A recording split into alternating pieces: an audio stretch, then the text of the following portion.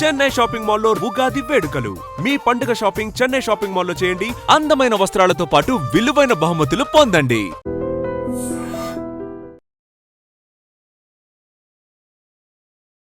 Hello guys, welcome to iDream media.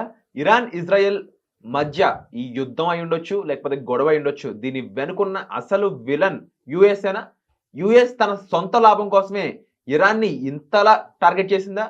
Venezuela target చేసి తన president ని మార్చేసి ఆయిల్ మొత్తం తన సొంతం చేసుకున్న యుఎస్ తన నెక్స్ట్ టార్గెట్ ని ఇరాన్ గా మార్చుకుని ఇరాన్ ప్రెసిడెంట్ ని సైతం కిడ్నాప్ చేసే ప్లేస్ లో చంపేసింది. కానీ మొత్తం రీజన్ ఇజ్రాయెల్ మీద పడింది.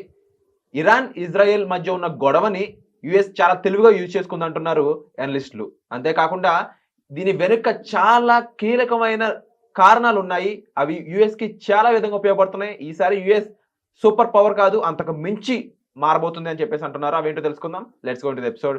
ఇవన్నీ మనకు తెలియజేయబోతున్నారు సర్టిఫైడ్ ఫైనాన్షియల్ ప్లానర్ అయిన అనిల్ కుమార్ బస్సు గారు. సార్తో మాట్లాడదాం. నమస్కారం సార్. నమస్తే. జియో పాలిటిక్స్ చాలా డిఫరెంట్ గా ఉంటూ ఉంటాయి. అసలు దీని వెనుక కారణాలు ఏంటి అని తెలుసుకుందాం అంటే కూడా 10 తలలు ఉన్నా సరిపోని కారణాలు దీని వెనుక ఉంటూ ఉంటాయి. సో ఫస్ట్, ఇరాన్ అసలే చాలా సెన్సిటివ్ కంట్రీ. ముఖ్యంగా అందులోనూ ఈసారి 5 కంట్రీస్ మీద దాడి చేసే అంతలా దాన్ని రెచ్చగొట్టారు. మిడిల్ ఈస్ట్ ఏషియా అయిన దుబాయ్ ఉండొచ్చు, మిగిలిన కంట్రీస్ ఏవైతే ఉన్నాయో వాటి మీద దాడులు చేసి ఆయిల్ నిల్వలు పేల్చేయాలని అంతలా ఇరాన్ని రెచ్చగొట్టిన యుఎస్ మాత్రం చాలా తెలివిగా ప్రశాంతంగా అయితే ఉంది ఇప్పుడు. అండ్ యుఎస్ఏ మెయిన్ విలన్ అంటూ ఉన్నారు. మరి మీరేమంటారు? సో వన్ థింగ్ ఒకటి ఏంటంటే, కనబడేది అన్నీ కూడా నిజాలు కావు. ఆరు కనబడేదానికి ఇంకా పెద్ద నిజాలు ఆరు ఇంకా డెప్త్ ఉంటుంది. ఈ కేసులో ఏంటంటే ఇజ్రాయిల్ తన యొక్క హిస్టారిక్ శత్రుత్వం ఏదైతే ఉందో ఇరాన్తో దాన్ని కారణంగా చూపించేసి ఇజ్రాయెల్ నుంచి అటాక్ మొదలుపెట్టారు. బట్ ఎందుకు కారణం ఏంటంటే, ఒకటి ఆబ్వియస్లీ దాని అమెరికా ప్రయత్నం చేసింది. అటు యూఏఈని కానీ సౌదీ అరేబియా కానీ ఎవరు కూడా ఇన్వాల్వ్ అవ్వదలుచుకోలేదు. మా యొక్క భూభాగం నుంచి అమెరికా అనేది దాడులు చేయొద్దని కూడా ముందే చెప్పారు. ఈ విషయం ఇరాన్కి కూడా చెప్పారు. మా భూభాగం నుంచి మాత్రం అమెరికా ఎటువంటి బాంబులు కానీ వేయదని కూడా ముందే ఇన్ఫార్మ్ చేసేసారు. సో ఇంత చేసినా అమెరికా అనేది ఇజ్రాయెల్ అనే బూచిని చూపించేసి ఇజ్రాయెల్ని పావుగా వాడుకొని అటాక్ చేసింది. సో దీనికి కారణము అందరూ అన్నట్టు ఈ న్యూక్లియర్ వెపన్స్ ఏవైతే ఉన్నాయో ఆ ప్రోగ్రామ్ని ఆపాలి. ఆ చర్చలు ఫెయిల్ అయ్యాయి, అనుకున్నట్టు ముందుకు వెళ్ళట్లేదు. మన ఇరాన్ అనేది న్యూక్లియర్ ఎనర్జీని డెవలప్ చేస్తూ ఈవెన్చువల్లీ ఫ్యూచర్లో కావాలంటే బాంబ్స్ వైపు వెళ్ళొచ్చేమో అనే భయం అనేది బూచి, అది మెయిన్ కారణంగా చూపించేసి అందరూ కూడా ఇప్పుడు ఇజ్రాయిల్ వచ్చేసి ఇరాన్ మీద దాడి చేస్తాం. బట్ వన్ ఇంపార్టెంట్ థింగ్ ఏంటంటే, దీంట్లో అంతా మిస్ అవుతుంది ఏంటంటే, వెనిజుయేలా చూసాం. అక్కడ కూడా ఏంటంటే వెనిజుయేలా చైనాకి ఆయిల్ అనేది సప్లై చేసేప్పుడు డాలర్ని మొత్తం బైపాస్ చేసింది. డాలర్ని బైపాస్ చేసేసి వేరే కరెన్సీలో ట్రాన్సాక్షన్ చేయడం మొదలుపెట్టింది. మీరు చూస్తే same with Iran also. Iran ఏంటి, చైనాకి హ్యూజ్ ఆయిల్ సప్లై చేస్తూ ఉంది. బట్ ఎక్కడ కూడా డాలర్ ఎకానమీలో పార్టిసిపేషన్ లేకుండా చేస్తూ ఉంది. ఏంటంటే ఇది ఎందుకు మరి? ఇది అయితే మరి డాలర్కి ఏంటి, అమెరికాకి ఏంటి భయం ఏంటంటే, ఒక ఇంపార్టెంట్ కాన్సెప్ట్ ఉంది, దాన్ని పెట్రో డాలర్ అంటారు. 1970sలో అమెరికా ఏంటంటే సౌదీ అరేబియా తోటి మళ్ళీ మల్టిపుల్ కంట్రీస్తో కూడా తర్వాత ఒప్పందం ఏంటంటే, వాళ్ళు చేసే చమురు వ్యాపారం ఏదైతుందో అదంతా కూడా అమెరికన్ డాలర్లో అవ్వాలి, అమెరికన్ ట్రెజరీ ద్వారా ఎక్స్చేంజ్ అవ్వాలి. దేర్బై ఏంటంటే అమెరికాకు అంతకుముందు 60s వరకు కూడా బంగారం అనేది పెగ్గింగ్ ఉండేది. అంటే బంగారం వాల్యూ మీద అమెరికన్ డాలర్ వాల్యూ అనేది ఉండేది. బట్ ప్రాబ్లం ఏమొస్తుంది, బంగారం నిల్వలు ఉంటేనే అమెరికన్ వాల్యూ ఇష్టం వచ్చినంత ప్రింట్ చేసుకోవచ్చు. సో దాని నుంచి బైపాస్ కావడానికి, అమెరికా రిచ్ అవ్వడానికి, అమెరికా ఇష్టం వచ్చినంత డబ్బులు ఖర్చు పెట్టేసి ఎంజాయ్ చేయాలి అనుకుంటే మాత్రం అప్పుడే ఈ పెట్రో డాలర్ కాన్సెప్ట్ ఎంత ఆయిల్ తవ్వుకుంటే అంత డాలర్లు ప్రింట్ అవుతాయి, అంత డాలర్కి డిమాండ్ వస్తుంది. So at the cost of rest of the world America అనేది రిచ్ అవ్వడానికి కారణం పెట్రో డాలర్ అనమాట. సో ఎందుకంటే వాళ్ళ ఇన్ఫ్లేషన్ అనే దాన్ని వేరే దేశాలకు ఎక్స్పోర్ట్ చేయగలిగారు ఇష్టం వచ్చినంత డాలర్లు ప్రింట్ చేసి. ఎప్పుడైతే ఈ డాలర్లు యూసేజ్ తగ్గిపోతుందో, ప్రింట్ చేయడం కెపాసిటీ తగ్గిపోతుందో, ఇన్ఫ్లేషన్ ఎక్స్పోర్ట్ చేయకుండా ఇన్ఫ్లేషన్ ఇంట్లోనే అంటే అమెరికాలోనే పెరిగితే మాత్రం అమెరికా యొక్క ఆధిపత్యానికి గండిపడుతుంది. సో అందుకే అమెరికా మేజర్ భయం మీరు చూస్తే బ్రిక్స్ కరెన్సీ వద్దంటారు. రష్యాది $300 బిలియన్ అవి బ్లాక్ చేశారు. రష్యా ఎవరితోటి అమ్మడానికి కొనడానికి లేకుండా, ఇండియా కూడా కొనడానికి లేకుండా చేశారు. ఎందుకంటే ఇండియా రష్యన్ రూబుల్స్తో డైరెక్ట్గా సెటిల్మెంట్ చేయడం మొదలుపెట్టారు. అందుకే అది ఆపేశారు. ఇటు ఇరాన్ వచ్చేసి ఏం చేస్తోంది, మలేషియన్ కంపెనీస్, మలేషియన్ బ్యాంక్స్ ద్వారా రూపాయలు చైనాకి డబ్బులు ఎక్స్చేంజ్ చేసుకుంటుంది, ఆయిల్ అమ్మేస్తోంది, కొంటాం. సో అంటే అమెరికన్ డాలర్ని అవాయిడ్ చేశారు, ఈవెన్ విత్ వెనిజులా. సో ఎవరైనా సరే ఈ పెట్రో డాలర్ కాన్సెప్ట్ని బ్రేక్ చేయాలంటే మాత్రం అమెరికా ఊరుకోదు అనే సందేశం మాత్రం మళ్ళీ ఈ ఇరాన్ యుద్ధం ద్వారా నిరూపించారు. So in the end multiple కారణాలు ఉండొచ్చు, బట్ ఎకనామికల్లీ ఏంటంటే ఇష్టం వచ్చినట్టు ప్రింట్ చేసుకోకపోతే అమెరికాకున్న 38 నుంచి 39 ట్రిలియన్ డాలర్లు, ఇప్పుడు already America nearly 1.5 trillion per annum interest రూపంలో వాళ్ళు తీసుకున్న అప్పులకు గడతా ఉన్నారు. ఇంట్రెస్ట్ రేట్స్, సపోజ్ ఇన్ఫ్లేషన్ పెరిగిందంటే ఇంట్రెస్ట్ రేట్లు కూడా పెరుగుతాయి. ఇంట్రెస్ట్ రేట్లు పెరిగితే అమెరికా ఇప్పుడు కడుతున్న 1.5 ట్రిలియన్ ఇంట్రెస్ట్ ఏదైతే ఉందో అది 2.5-3 ట్రిలియన్లు అయ్యే అవకాశం ఉంది. అంటే అమెరికా ఇవాళ తన ప్రభుత్వాన్ని నడపడానికి కూడా కష్టమయ్యే పరిస్థితి వస్తుంది ఇంట్రెస్ట్ రేట్లు పెరిగితే. సో ఇవన్నీ చేయాలంటే ఏంటి, మళ్ళీ తన యొక్క డాలర్ మీద ఉన్న ఆధిపత్యం నిలబెట్టుకోవాలి. సో దిస్ ఈజ్ ఒక రకంగా చూస్తే ఏంటంటే అమెరికా తన ప్రపంచ మార్కెట్ల పైన, అటు ఆయిల్ మార్కెట్ల పైన గుత్తాధిపత్యం అట్లాగే ఉంచుకోవడానికి. ఇంకొకటి, క్రూడ్ ఆయిల్ పెరిగితే ఏమవుతుందంటే ఇండైరెక్ట్గా అమెరికాకి బెనిఫిషియల్. అమెరికా యొక్క ఆయిల్ ఏదైతే ఉందో $60-70 వరకు వయబుల్ కాదు అమెరికన్ వెల్స్ ఏవైతే ఉన్నాయి, ఎందుకంటే అది షేల్ ఆయిల్ అంటారు. అంటే ఆయిల్ మట్టి ఉంటుంది, దాని నుంచి ఎక్స్ట్రాక్ట్ చేయడానికి ఖర్చు ఎక్కువ అవుతుంది. వేరే ఈ గల్ఫ్లో ఉన్న వాటిల్లో అయితే బావులు అన్నమాట, అది మోర్ ఆఫ్ లిక్విడ్ రూపంలో ఉంటుంది, దాన్ని ప్యూరిఫై చేసుకుని రిఫైన్ చేస్తారు. But shale oil additional steps ఉంటాయి, ఎందుకంటే వాటర్ కూడా వాడాల్సి వస్తుంది, ఆయిల్ అనేది ఈ మట్టిలో ఉంటుంది కాబట్టి బయటికి లాగడానికి. అప్పుడు ఏంటంటే $60-70 వయబుల్ ప్రైస్ అవుతుంది. ఎప్పుడైతే గ్లోబల్గా ఆయిల్ రేట్లు పెరిగితే, క్రూడ్ ఆయిల్ రేట్లు పెరిగితే అమెరికన్ కంపెనీస్ ప్రొడక్షన్ పెంచుకోవచ్చు, వాటికి కూడా లాభాలు వస్తాయి. ఇండైరెక్ట్గా అమెరికన్ ఆయిల్కి డిమాండ్ పెరగాలన్నా ప్రైస్లు ఎక్కువ ఉండాలి. సో అది కూడా ఇంకో కారణం.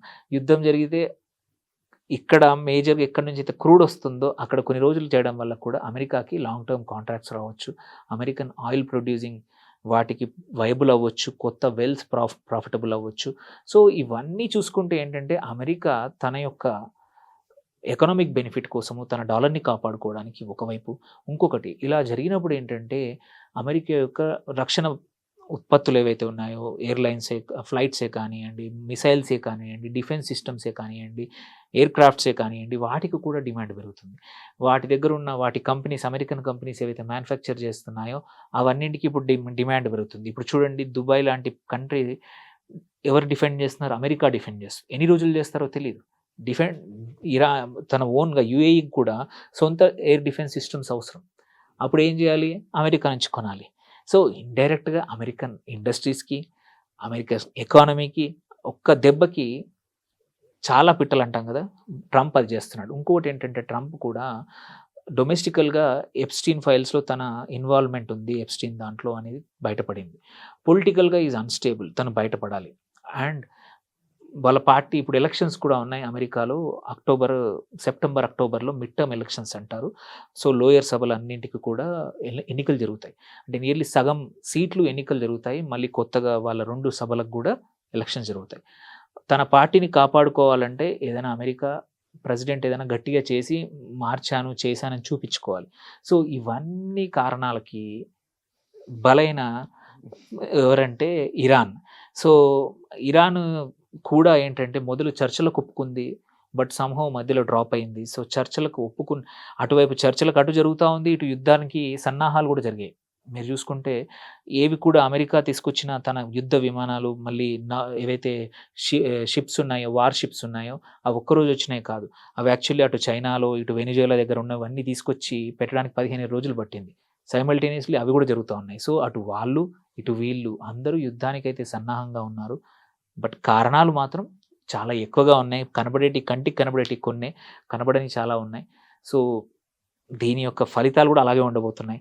అటు పొలిటికల్గా కూడా అమెరికాకి ఏమి ఇరాన్లో ప్రభుత్వాన్ని వాళ్ళు చెప్పిన వాళ్ళు అవసరం లేదు. At the end of the day వాళ్ళ సెల్ఫిష్ రీజన్స్ ఏంటి, వాళ్ళ ఎకానమీని కాపాడుకోవడం, దానికి ఏది మంచిదైతే అదే చేయబోతున్నారు. సో ఇప్పుడు కూడా అదే జరుగుతుంది. సో జస్ట్ న్యూస్ని నమ్మడము, ఆర్ ఇదే అంటే కష్టం. So there are more things, కనబడని చాలా ఉన్నాయి. ఈ కేసులో కూడా అదే జరుగుతుంది. Economic reasons are much more than ఏదన్నా అమెరికా ఇరాన్ని కాపాడి ఇరాన్ ప్రజల మీద ప్రేమ అయితే కొంచెమే, తన ఓన్ కాపాడుకోవడానికి మాత్రమే ఇదంతా జరుగుతుంది. సొంత లాభం కోసం చేసిన ఒక యుద్ధం అని చెప్పొచ్చేమో. తప్పకుండా. అండ్ డెఫినెట్లీ మీరు చెప్పిన విధంగా సార్ ఈ టైంలో మనం జాగ్రత్తగా ఉండడం కూడా చాలా చాలా important. End of the day main criteria ఏంటి అంటే దీనివల్ల మనకేంటి అనుకోవచ్చు మీరు. ఇరాన్ ఎలా అయితే ఒక కంట్రీగా కొన్ని కొన్ని సిచ్యువేషన్స్ మారుస్తుందో ఆ సిచ్యువేషన్స్లో ఇండియా కూడా మిళితమై ఉంది. యాక్చువల్లీ దీంట్లోనే ఒక పాయింట్ ఏంటి, మనకేంటి ఇదంతా డిస్కషన్ ఏంటంటే మనం ఏమి లగ్జరీ మన దగ్గర ఉంది. మన ప్రభుత్వాలు ఓవర్ పీరియడ్ టైం, ఇది ఒక్కసారి జరిగింది కాదు, ఇది ఒక్క కరెంట్ ప్రభుత్వమే కాదు, మల్టిపుల్ ప్రభుత్వాలు అటు మన న్యూక్లియర్ వెపన్స్ సైడ్ మనం ఎలా ఉన్నాము, ఎలా ఉండగలిగాము, కొన్ని రోజులు మనం కష్టపడ్డాం. 96, 99లో వాజ్పేయి ప్రభుత్వం న్యూక్లియర్ మిసైల్స్ని టెస్ట్ చేసినప్పుడు, న్యూక్లియర్ టెస్ట్లు జరిగినప్పుడు మన మీద కూడా ఆంక్షలు విధించారు, మనకు కష్టాలు జరిగాయి. బట్ మనం మార్కెట్లు తట్టుకొని ముందుకు వచ్చాం.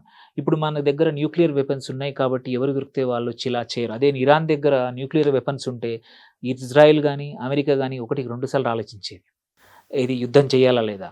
ఇలా వాళ్ళ ఏమంటారు సుప్రీం లీడర్ని ఇట్లా అటాక్ చేయడానికి కూడా 2 సార్లు ఆలోచించేవి.